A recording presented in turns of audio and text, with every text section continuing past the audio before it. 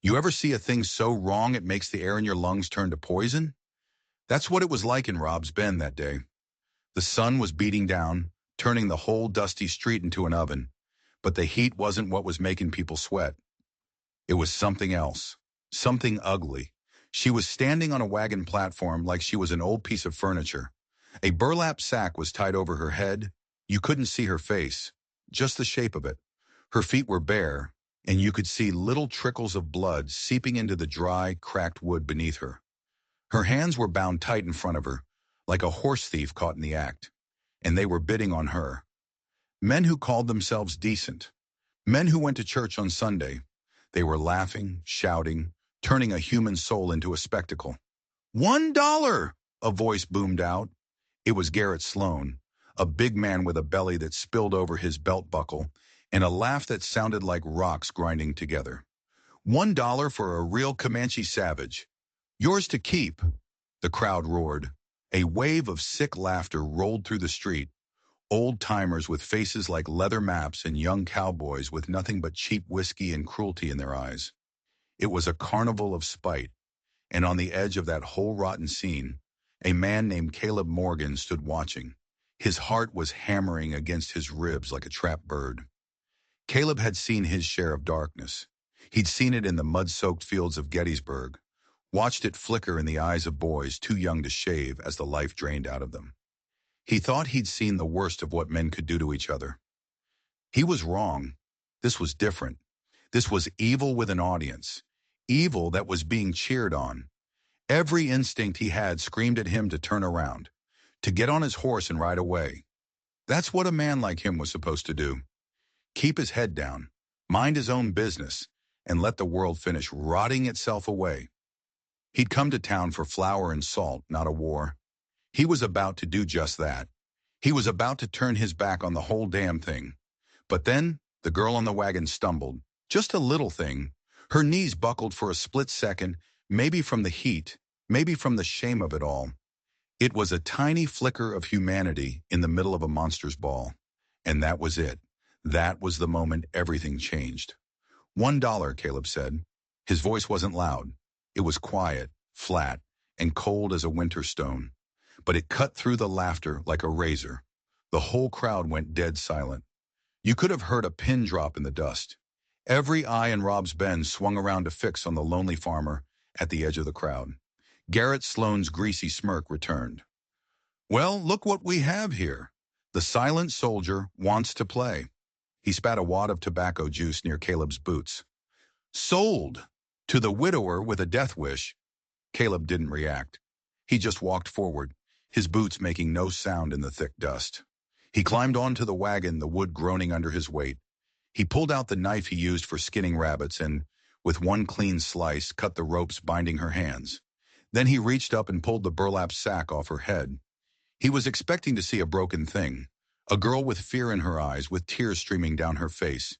He expected to see a victim. That's not what he saw. What he saw was a fire. Her eyes were the color of dark amber, and they burned with a defiance so fierce it made him take a step back. Her chin was up.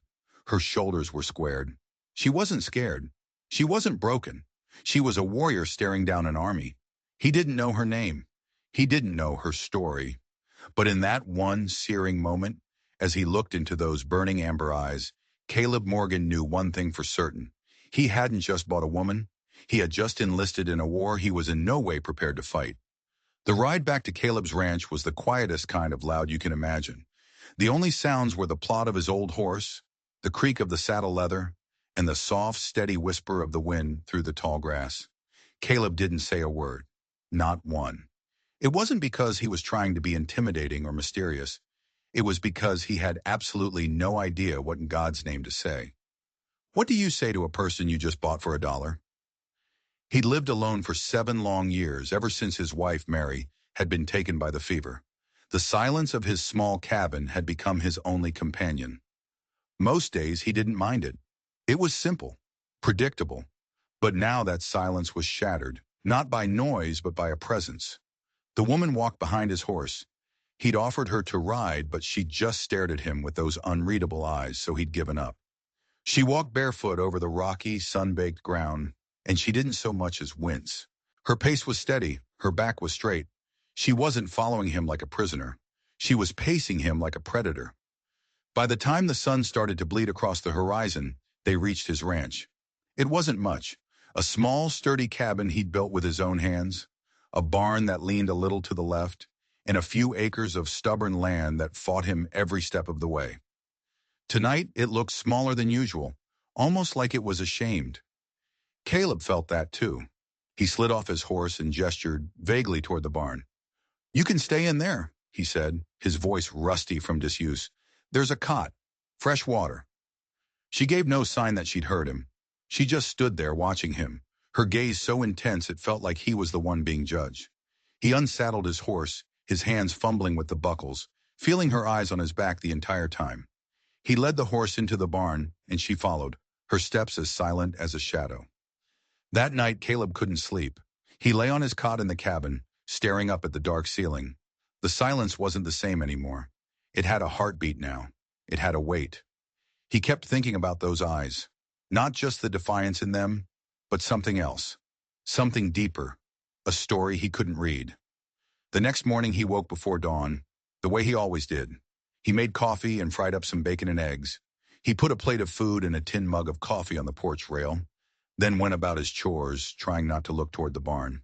He didn't see her take it, but when he came back to the cabin for a drink of water around noon, the plate was empty and clean, sitting right where he'd left it. This became their routine. For 3 days, they existed in two separate, silent worlds that orbited each other. He'd leave the food, it would disappear.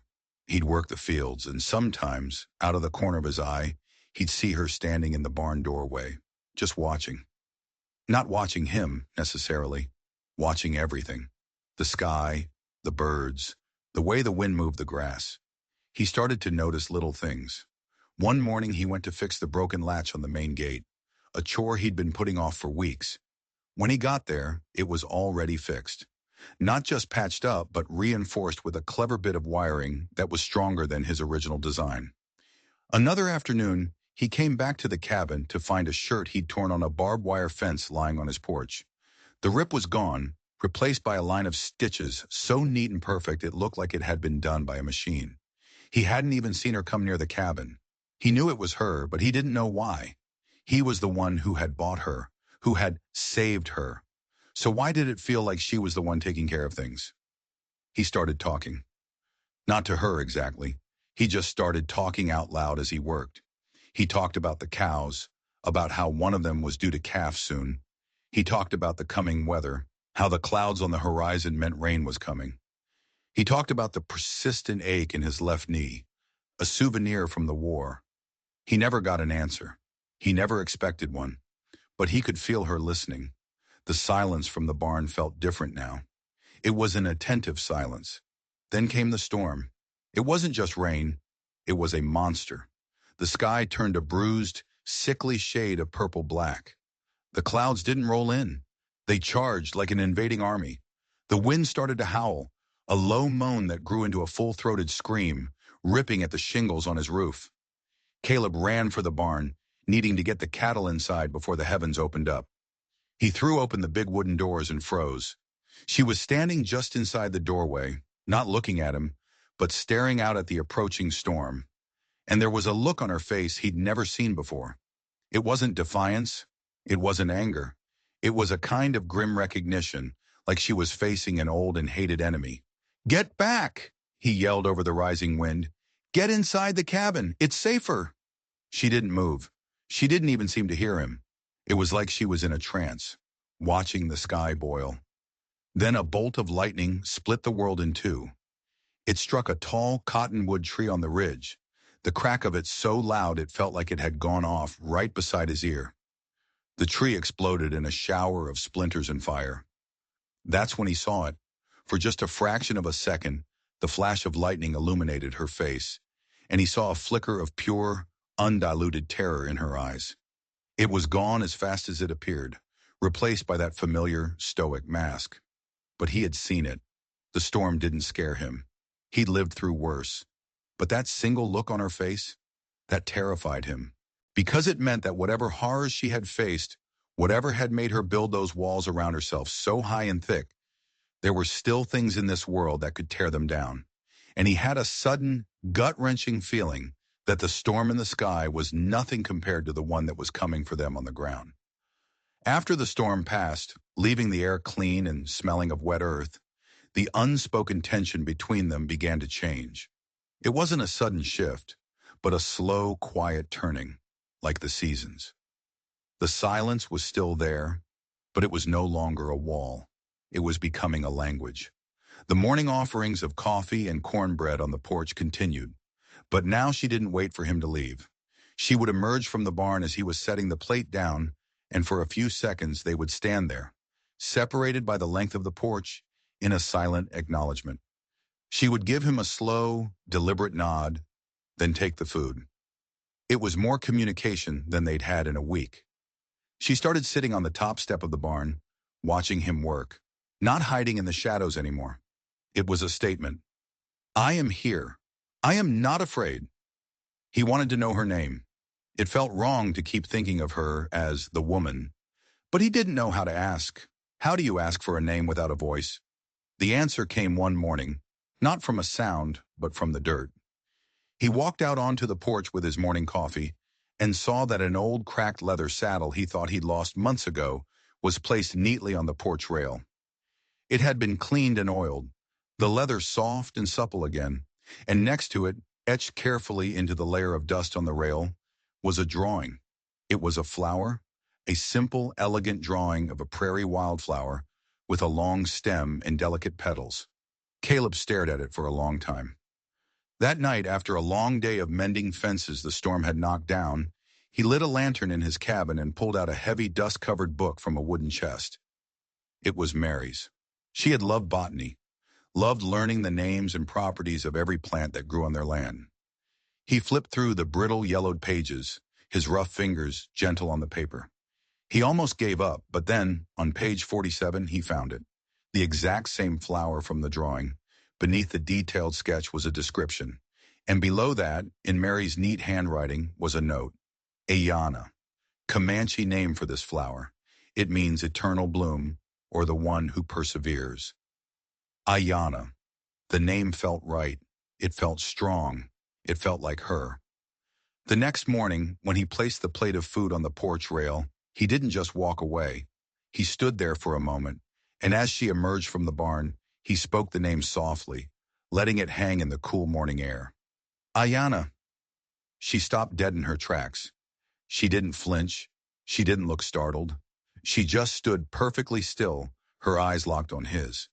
He had expected her to turn away, but she didn't. She held his gaze for a long, breathless moment. A silent question passed between them, and in her eyes he saw the answer. Yes, he kept saying it. Every morning he'd greet her with that one word, Ayana. And each time her eyes would linger on him for just a second longer. Then a few days later, the real breakthrough happened. He was in the yard splitting firewood. The rhythmic thump of his axe was the only sound.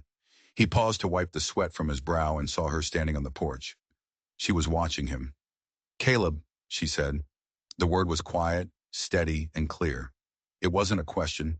It was a statement. He froze, the axe handle slick in his hand.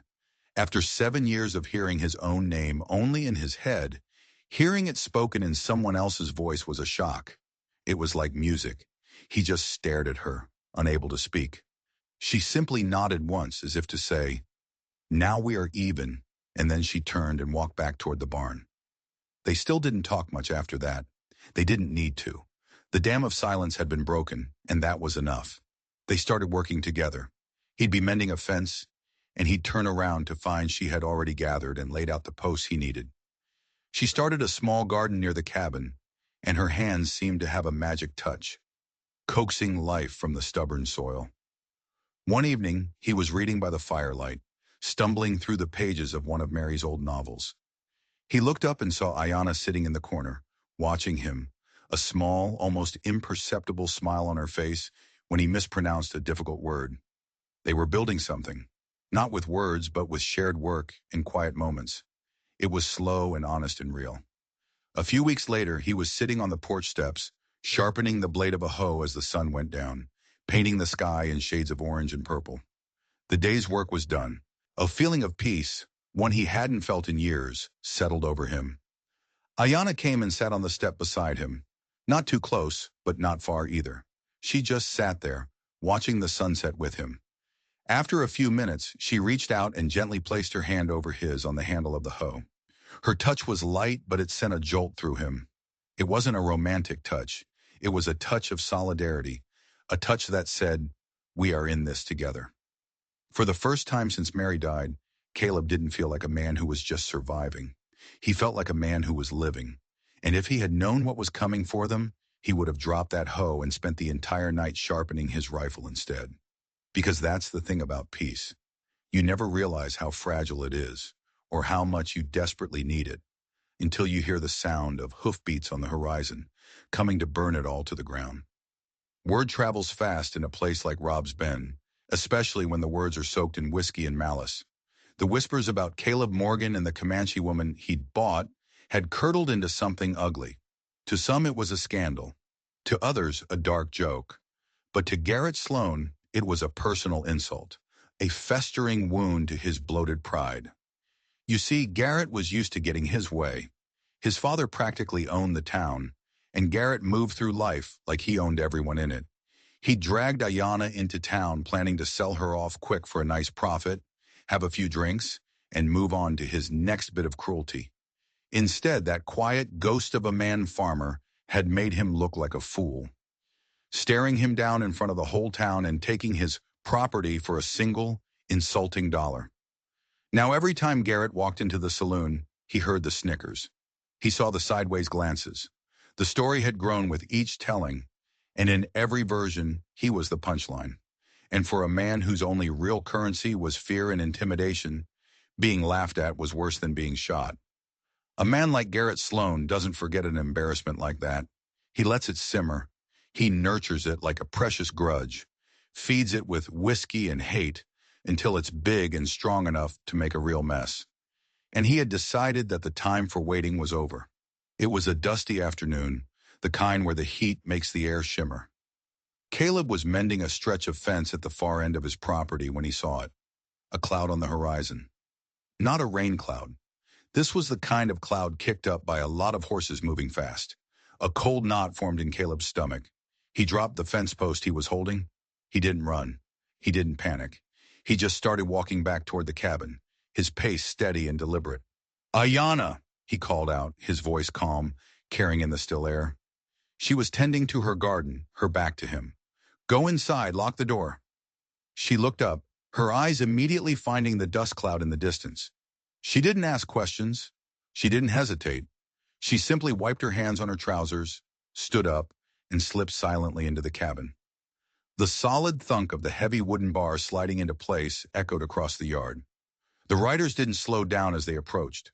They thundered right up to his fence line. 4 of them, their horses lathered in sweat. They were loud, arrogant, and half drunk. Garrett Sloan was leading the pack. He swung his leg over his horse, his boots hitting the ground with a thump.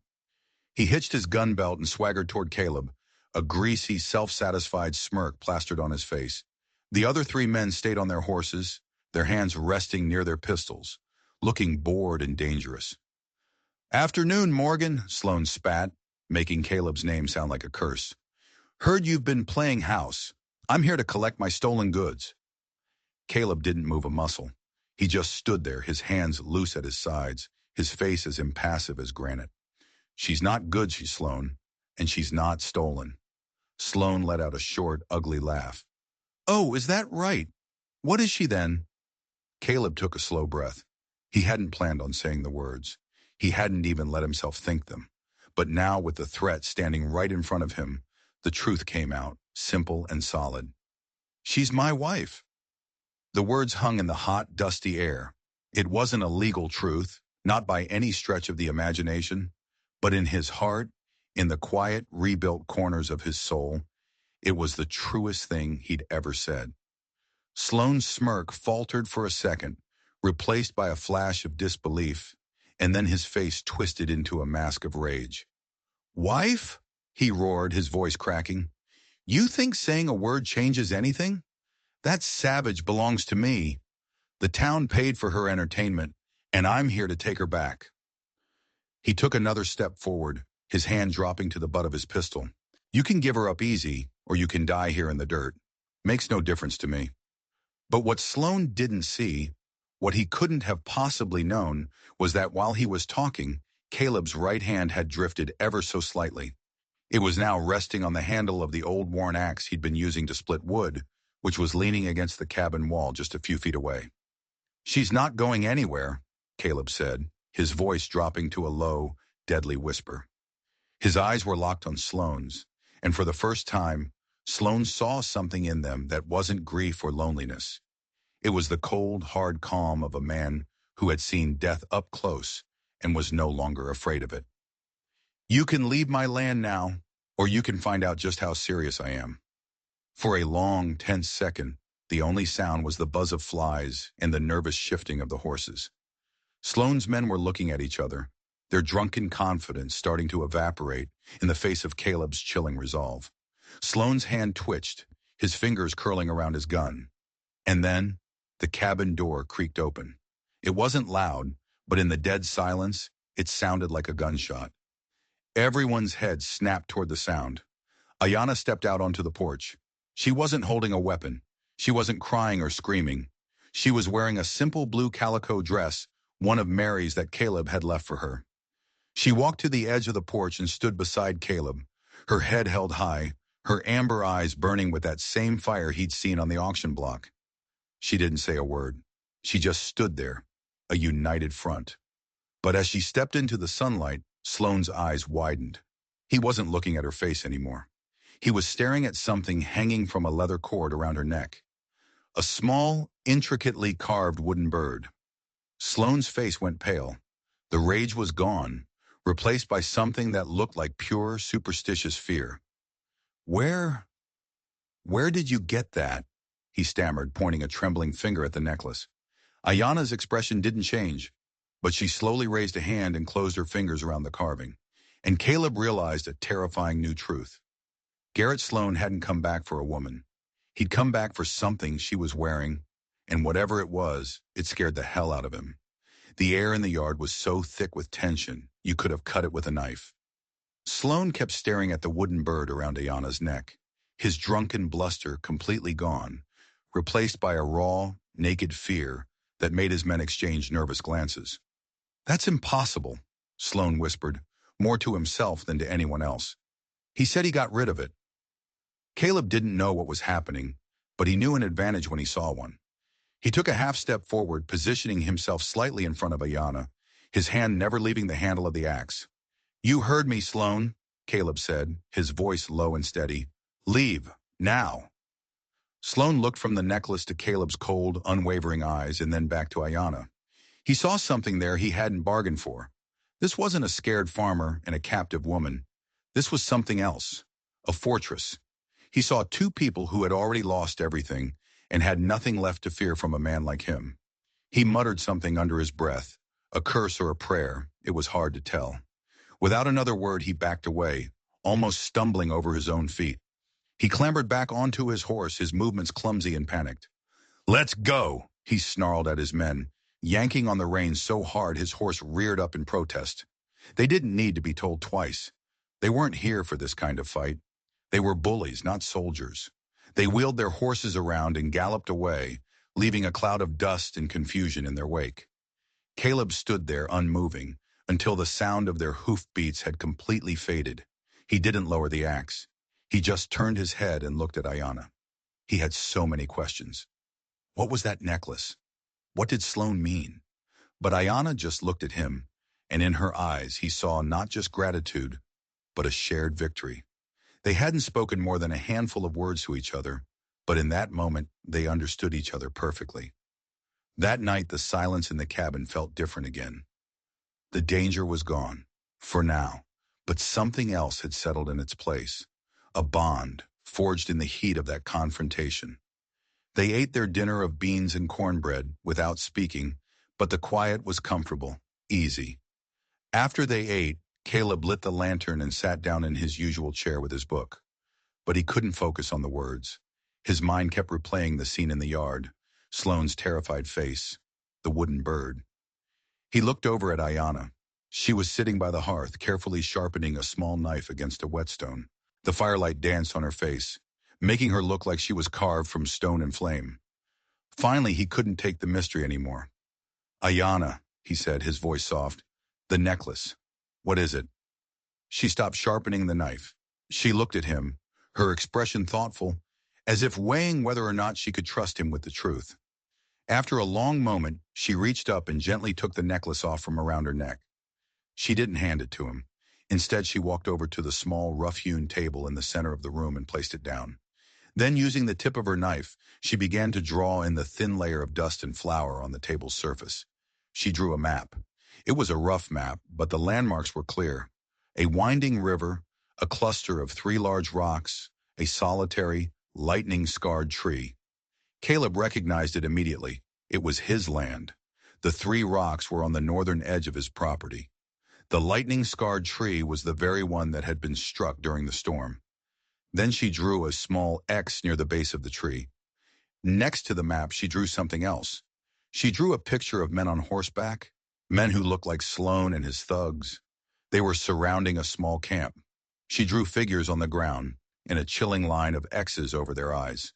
Then she drew one of the men reaching down and snatching something from the neck of a fallen warrior. She drew the wooden bird. The story was there, written in the dust, clearer than any words. Sloane and his men hadn't just captured her, they had attacked her people, they had murdered her family, and they had stolen that necklace. But that wasn't the final piece of the puzzle. She then pointed to the X on the map, then pointed to the necklace. She did this 3 times, her meaning becoming terrifyingly clear. The necklace wasn't the treasure, it was the key, a key to something that was buried on his land. Caleb felt a cold dread wash over him. This wasn't just about protecting a woman anymore. He was sitting on top of something that Sloane was willing to kill for. Something he had already killed for. And then Ayanna did one last thing. She slid the tip of her knife under a small, almost invisible seam on the wooden bird. With a soft click, the bird popped open. It was a locket. Inside, there wasn't a picture. There were 2 small, dark, polished stones. One was a deep, earthy red. The other was as black as a moonless night. As soon as Caleb saw them, a memory hit him like a physical blow. A memory from 7 years ago, the day the doctor told him Mary was gone. Later that day, the sheriff had come out to the ranch. There had been rumors of raids in the area, a rough gang hitting small homesteads. The sheriff had asked him if Mary had any valuable jewelry. Caleb had said no. They were simple folk. They had nothing of value. But the sheriff had pressed him. "Are you sure, Caleb? The gang that's been hitting these parts, they're not just looking for money. They're looking for something specific. 2 stones, one red, one black. Called them the eyes of the ancestors." Caleb's blood ran cold. He looked from the stones in the locket to Ayanna's stoic face. It all crashed down on him at once. Sloane's gang, the raids, the search for the stones. They hadn't found them. So they had kept moving, kept raiding, their path of destruction eventually leading them to Ayanna's camp. They had stolen the key, but they didn't have the treasure. Garrett Sloane hadn't come back for Ayanna. He had come back because seeing her meant he finally knew where the treasure was buried. And the peace Caleb had just started to find, it was gone, replaced by the horrifying realization that the war he'd stumbled into in Rob's Bend was the very same war that had taken his wife 7 years ago, and it had followed him home. The weight of that revelation settled over the small cabin, heavier and more suffocating than the summer heat. Caleb stared at the 2 small stones resting inside the wooden bird, the red and the black, like 2 drops of blood and ink. The eyes of the ancestors, a name that sounded like it belonged in a legend, not on his dusty kitchen table. His past and his present had just collided with the force of a train wreck. The men who had created the hole in his life, the grief he had carried for 7 years, were the same men who had brought Ayanna to him. It wasn't a coincidence. It was a circle, a cruel closing loop, and he and Ayanna were trapped in the center. He looked up at her. Her face was calm, but her amber eyes were blazing with an intensity that seemed to burn away all the shadows in the room. She knew. She had probably known from the moment she saw the brand on Sloane's horse or heard his name. Her silence hadn't just been from trauma, it had been from caution. She had been studying him, testing him, trying to see if the man who bought her was any different from the men who had captured her. He finally understood the fixed gait, the mended shirt, the steady way she worked the land. She wasn't just surviving, she was preparing. She was fortifying a position. She was getting ready for the next stage of the war. Caleb stood up and walked to the window, peering out into the oppressive darkness. The night was quiet, but it was a liar. He knew Sloane would be back, not with 3 drunken fools, but with an army. He wasn't just driven by pride anymore. He was driven by greed and the fear of what would happen if Ayana's people ever found him. "He thinks I have them," Caleb said, his voice a low rasp. "The stones." Ayana nodded, her eyes following his gaze into the night. "He thinks Mary." Caleb's voice caught in his throat. He couldn't finish the sentence. He didn't have to. The truth was a raw, open wound between them. Sloane's gang had probably raided his home looking for the stones, thinking it was just another random homestead. Mary had been sick with the fever, weak, and had likely been in the wrong place at the wrong time. Her death, which he had always believed was a tragedy of illness, might have been something far more sinister. An old, cold rage, the kind he hadn't felt since the war, began to smolder in Caleb's gut. This was no longer just about protecting Ayana. This was about vengeance. It was about justice for Mary. He turned back from the window, his decision made. "We have to move them," he said. Ayana picked up the 2 stones and closed the locket. She held it out to him in the palm of her hand. An offering, a gesture of ultimate trust. Caleb took it. The carved wood was warm from her skin. He slipped the leather cord over his head, the bird resting against his chest. It felt impossibly heavy. "He'll come for the tree," Caleb reasoned, thinking out loud. "He'll tear the whole place apart looking for them." Ayana pointed at Caleb. Then she pointed at her own head, tapping her temple. Then she pointed back at the X on the dusty map. "You know the land. You know a better place." He did. He grabbed a shovel and a lantern. "Stay here," he said. "Bar the door. Don't open it for anyone but me." She gave him a sharp, determined nod. He watched her slide the heavy bar into place, her silhouette framed for a moment in the lantern light, before he turned and stepped out into the night. The moon was hidden behind a thick blanket of clouds, and the darkness was absolute. He moved by memory, his feet knowing the familiar paths of his land. The air was still and heavy, pregnant with unspoken threats. Every rustle of leaves, every snap of a twig, sounded like an approaching enemy.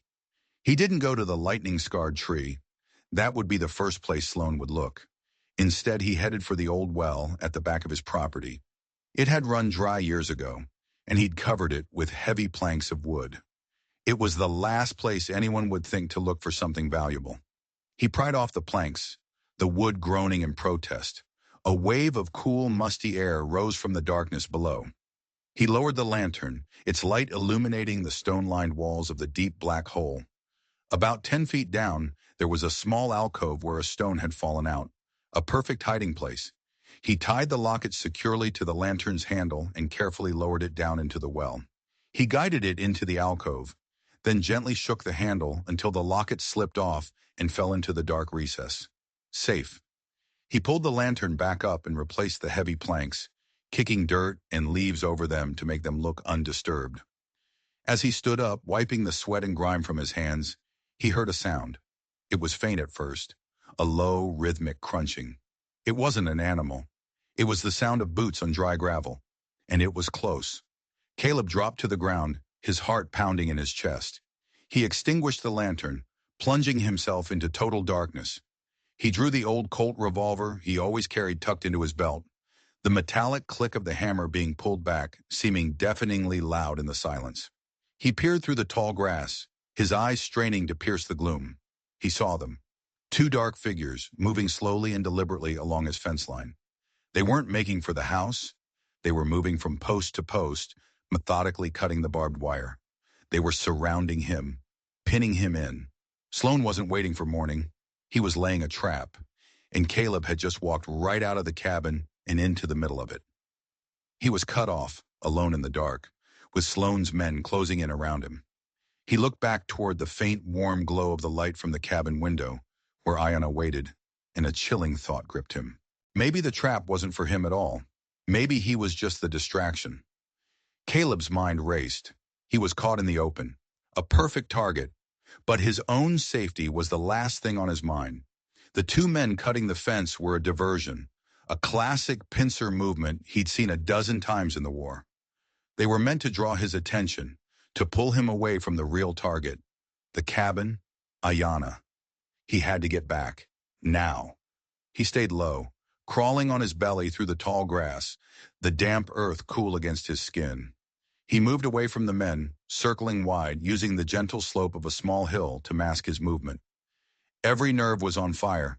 He could hear the snip, snip, snip of the wire cutters, a sound that drilled into his brain. They were taking their time, confident that he was either asleep or too scared to come out. He reached the line of trees that bordered the back of his yard and paused, his breath coming in ragged gasps. From here he could see the cabin. The single lantern inside cast a warm, inviting glow, a beacon of false security in the hostile darkness. And that's when he saw it. A third figure, moving like a wraith along the side of the barn, keeping to the deepest shadows. This one wasn't making any noise. This one was the real threat. The man was creeping toward the cabin's single unbarred window at the back. Caleb's blood turned to ice. He had told her to bar the door, but he hadn't thought about the window. It was small, but big enough for a man to climb through. He raised his Colt, the iron sights barely visible in the gloom.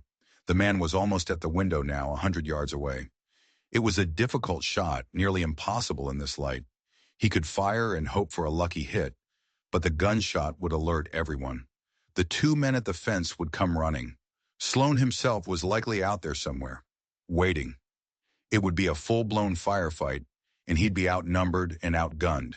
He held his breath, the rough grip of the revolver digging into his palm. The figure reached the window and slowly, silently, began to pry it open. Caleb's finger tightened on the trigger. He had to do something. And then something inside the cabin moved. The lantern light, which had been steady, suddenly vanished, plunged into darkness. The man outside the window froze. He clearly wasn't expecting that. He waited for a moment, then cautiously peered inside. From his vantage point, Caleb couldn't see what was happening inside the pitch-black cabin. He could only watch the silhouette of the intruder, who seemed to be hesitating. The man put one leg over the windowsill, then the other, dropping silently onto the floor inside. Caleb's heart hammered against his ribs. He was too far away. He started to run, his feet pounding the earth, forgetting all about stealth. He had to get there. He was halfway across the yard when a sound split the night. It wasn't a gunshot. It was a sickening, wet thud, followed by a choked gasp and the heavy crash of a body hitting the floor. Silence. Caleb skidded to a halt near the porch, his gun raised, his eyes wide, trying to comprehend what he'd just heard. The silence that followed was more terrifying than any scream. Slowly the cabin door creaked open. A figure emerged from the darkness. It was Ayanna. She stood on the porch, her breathing heavy. In her right hand, she held a cast-iron skillet from the hearth. It was dented. She looked at Caleb, then jerked her head back toward the darkness behind her, a silent order. Caleb rushed past her into the cabin. It took his eyes a moment to adjust to the gloom. On the floor lay the intruder, a large, unconscious man with a bloody gash on his forehead. Ayanna had not been waiting to be rescued. She had set her own trap. She had seen the man at the window, doused the light, and waited in the darkness for him to come to her. Caleb looked at her, a newfound awe dawning in his eyes. He had been trying to protect her, but she was every bit the warrior he was, maybe even more so.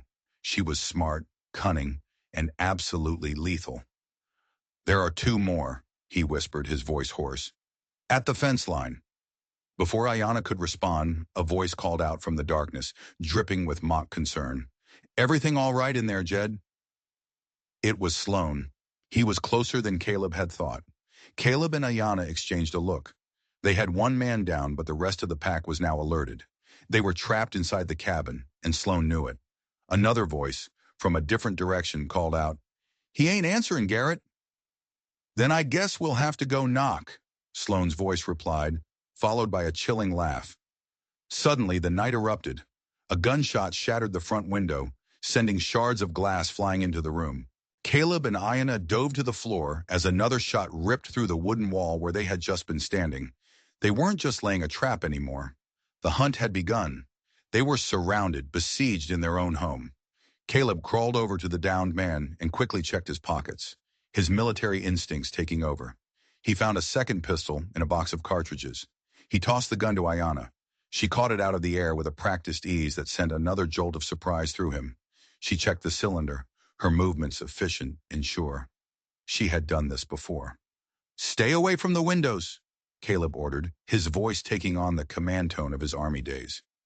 A hail of gunfire peppered the cabin walls, the bullets thudding into the thick logs. Splinters flew through the air. "Morgan!" Sloane's voice boomed from the darkness. "You can't hide in there forever. Send out the girl and the necklace, and I might let you live." Caleb crawled to the wall next to the broken window and peered out. He could see muzzle flashes from 3 different positions. They were pinned down. He looked over at Ayana. She was crouched by the hearth, the captured pistol held steady in both hands, her eyes scanning the darkness, her face a mask of cold fury. They were outnumbered, surrounded, and trapped. By all rights, they should have been terrified. But as they locked eyes across the dark, dusty room, Caleb didn't feel fear. He felt a strange, wild hope. He wasn't alone anymore. And for the first time, he realized this wasn't just his fight for revenge or her fight for her people's treasure. This was their fight, and they were going to finish it, together. The cabin became a death trap. Gunshots echoed in the confined space, each one a deafening roar. Bullets tore through the walls, ripping apart the simple life Caleb had built. A tin cup on the shelf exploded.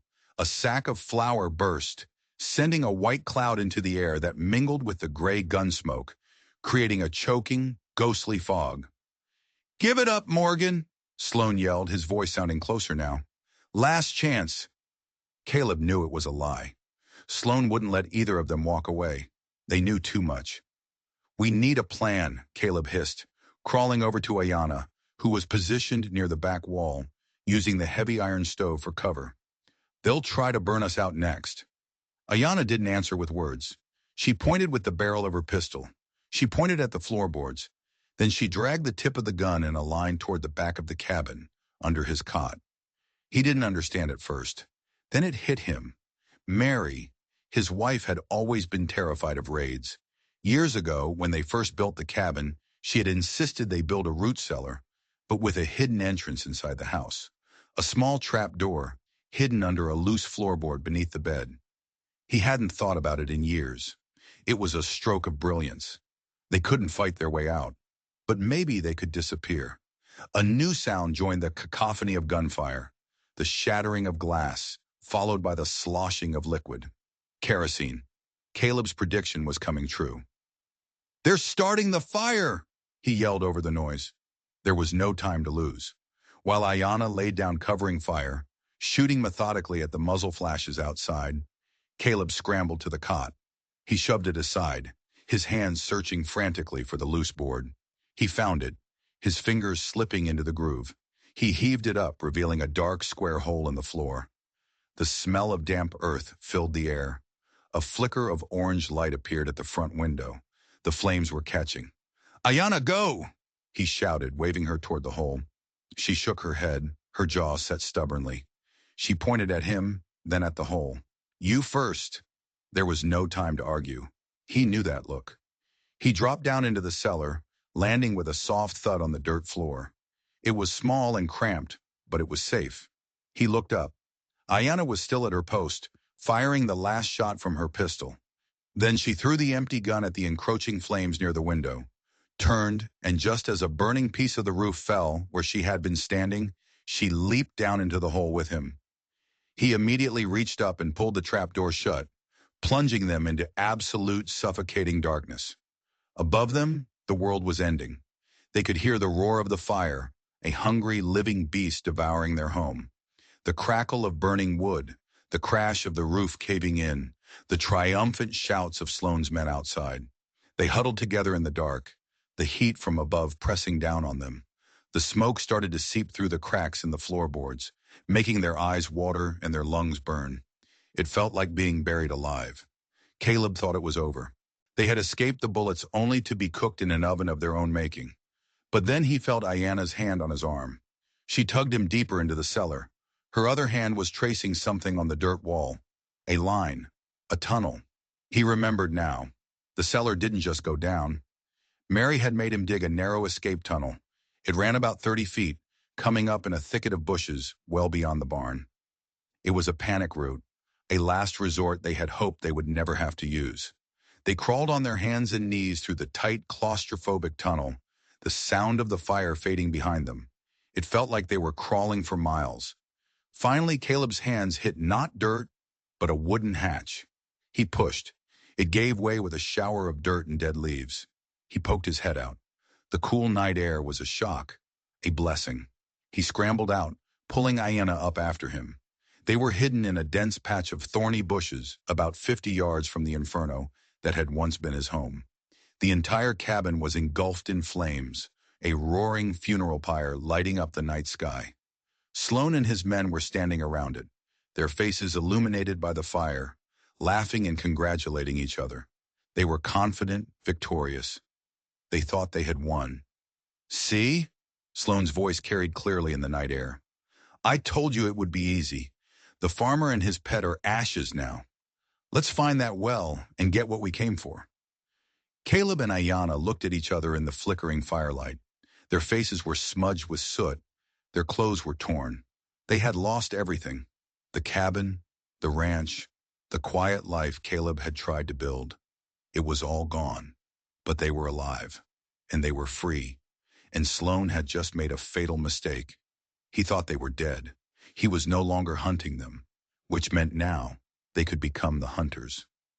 A cold, hard smile touched Caleb's lips for the first time that night. He still had his Colt. Ayana had her knife. And they had the element of surprise. The fire had burned away his past. It had burned away his grief and his fear. And as he watched Garrett Sloan swagger toward the old well, he knew that the war wasn't over. It had just entered a new, much deadlier phase. The night was a canvas of orange and black.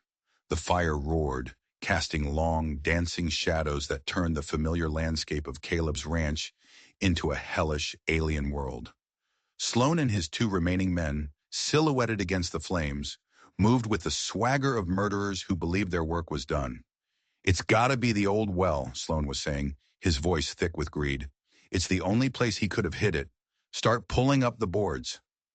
Caleb and Ayana watched from the bushes, their hearts pounding in a steady, grim rhythm. They were outgunned, but they had one weapon Sloan's men didn't: the terrain. This was Caleb's land. He knew every rock, every ditch, every shadow. He leaned close to Ayana, his voice a barely audible whisper. "The barn. There's a rifle. My old Sharp's."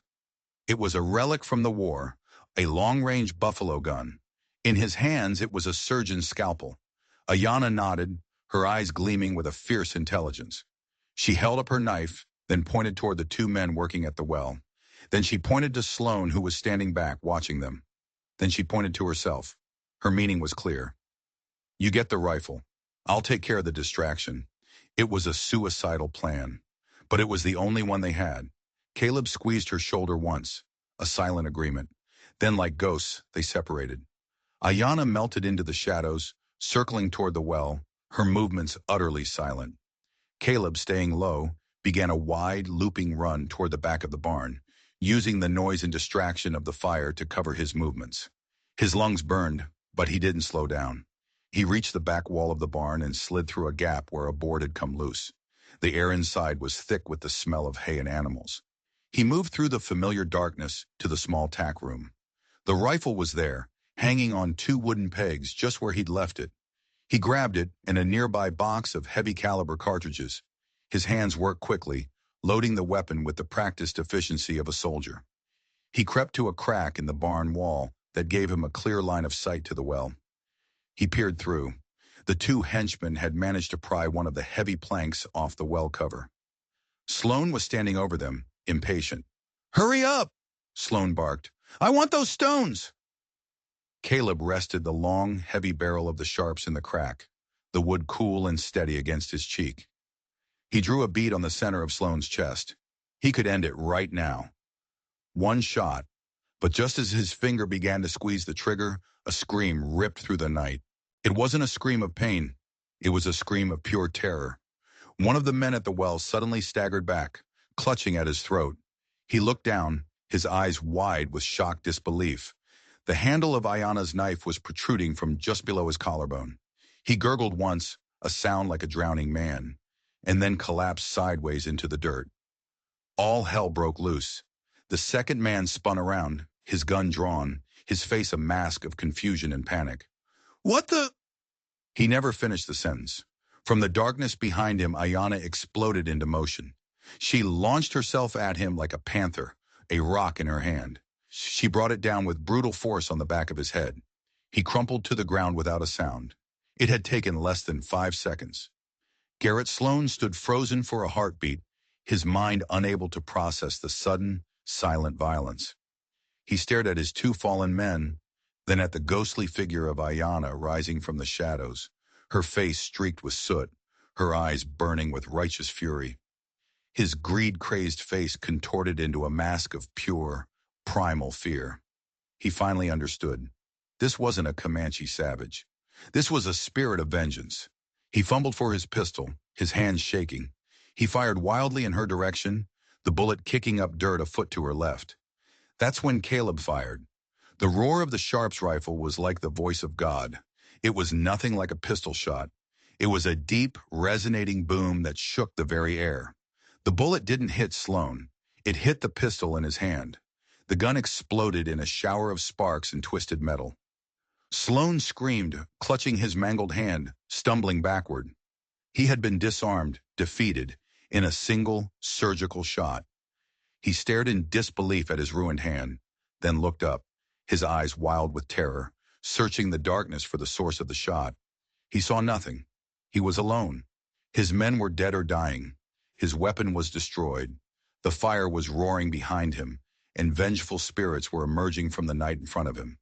His mind snapped. He turned and ran.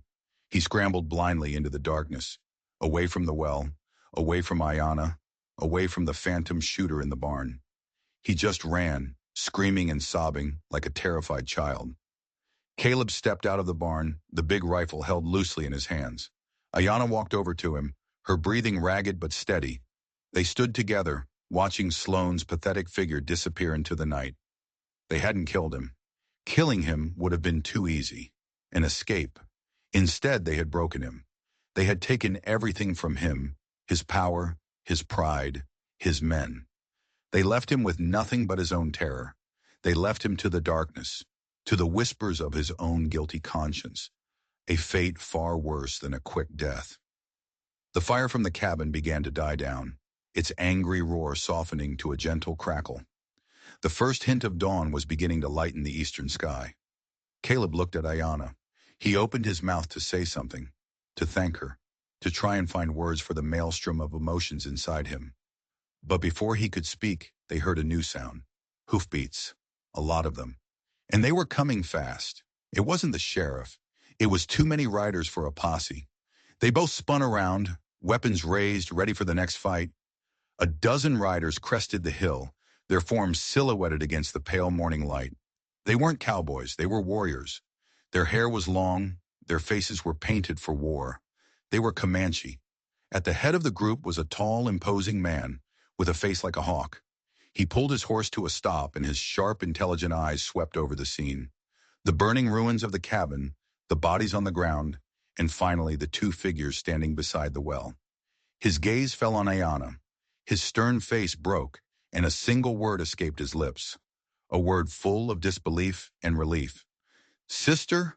Ayana's stoic mask finally crumbled. Tears streamed down her soot-stained cheeks. "Coda," she whispered. Her brother, her people. They had found her. Coda dismounted and rushed to her, enveloping her in his arms. The other warriors sat on their horses, their faces grim as they took in the evidence of the battle. Coda's gaze then fell upon Caleb. He looked at this white man, standing with a rifle in his hands next to his sister, and his face hardened. His hand went to the hatchet on his belt. He saw a captor, an enemy, but Ayanna stepped between them. She spoke to her brother in their native tongue, her voice fast and urgent. She told him everything: the auction, the farm, the fight, the stones. She pointed to the locket that was still around Caleb's neck. Coda listened, his expression shifting from suspicion to confusion, and finally to a grudging respect. He looked at Caleb again, a long, searching look. He saw the exhaustion in Caleb's eyes, the grime on his face. He saw the man who had stood with his sister against a common enemy. He gave Caleb a slow, solemn nod, a gesture of peace. The long war was finally over. In the quiet that followed, the sun rose, casting a golden light over the devastation. The smoldering ruins of the cabin were a black scar on the land, but the morning itself felt clean, like a fresh start. Ayanna, with Coda's help, retrieved the locket from the well. She held the two stones, the eyes of the ancestors, in her palm, their sacred weight a comfort after so long.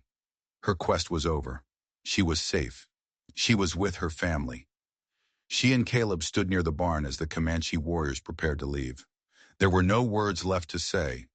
They had communicated through violence, through shared danger, and through quiet understanding. Language seemed unnecessary now. Ayanna walked up to Caleb. She reached out and gently touched the exhausted, stubbled line of his jaw. It was a gesture of profound gratitude, of a bond that went deeper than words. Then she took one of the stones from her pouch, the deep, earthy red one, and pressed it into his hand. A gift, a memory. He closed his fingers around its smooth, cool surface.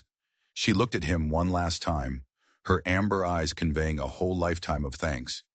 And then she turned. She mounted the horse her brother offered her, and without looking back, she rode away with her people, a warrior returning home. Caleb stood there and watched until they were just a speck on the horizon. He was alone again. His home was a pile of ash. His land was scarred. By all accounts, he had lost everything. But he didn't feel loss. He felt clean. The ghost of Mary, the weight of his grief, the anger he had carried for 7 years, it had all been burned away in the fire. He had faced down the demons of his past and had survived. He had not only gotten justice for his wife, but he had helped a brave woman find her way home. He looked down at the red stone in his hand. It was a promise, a reminder that even in the deepest darkness, a single act of decency, a single dollar offered not for ownership but for freedom, could change the world. He didn't know what he would do next. Rebuild, maybe, or perhaps move on. But for the first time in a very long time, the future didn't feel like a threat. It felt like an open-ended question. The West is full of stories about gunfights, gold rushes, and outlaws. But the real stories, the ones that stick to your bones, are about moments like this. About the quiet, stubborn courage it takes to stand up when the world tells you to sit down. About the unexpected connections you make in the most desperate of times. It's about the grit it takes to face the fire and the grace it takes to let go once the battle is won. Maybe you're watching this right now, thinking about your own battles, the times you felt outnumbered, the moments you thought all hope was lost. Let me ask you this. What did you stand for when it got hard? And who was the unexpected ally that stood beside you? If this story stirred something inside you, if it reminded you that the most important victories are the ones fought for someone else, go ahead and hit that subscribe button. We've got a lot more stories to tell from the dust and the wind. Stories that prove that even after the worst fires, something new and something stronger can always grow from the ashes.